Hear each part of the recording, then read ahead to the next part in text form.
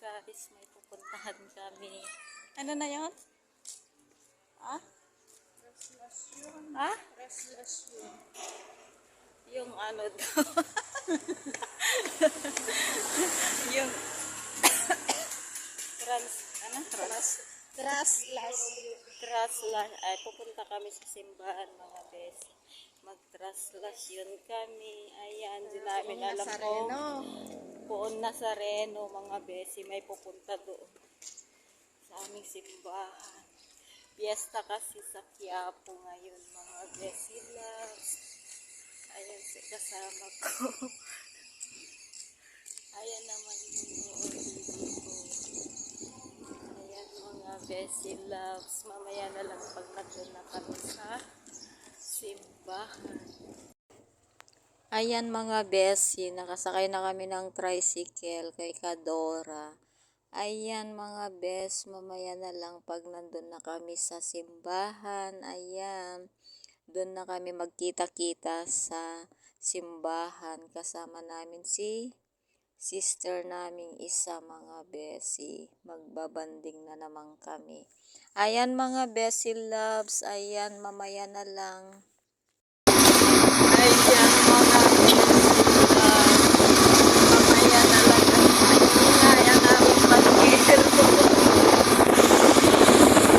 Ayan, nandito na kami. Mamayang hapon pa naman pala yung libot. Ayan mga besi loves. Ayan, nagdasal na lang kami. Ayan ang aking kasama. Ayan mga besi. Mamaya pa pala ang libot. Kaya nagdasal na lang kami.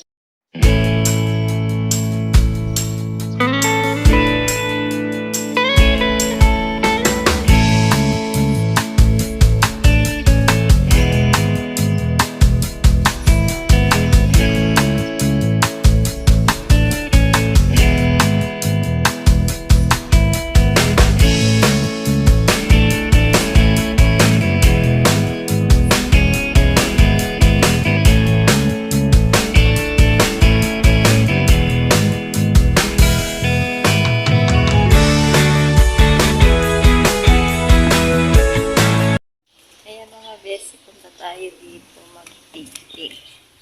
Ito yung mga pili ko. Ayan.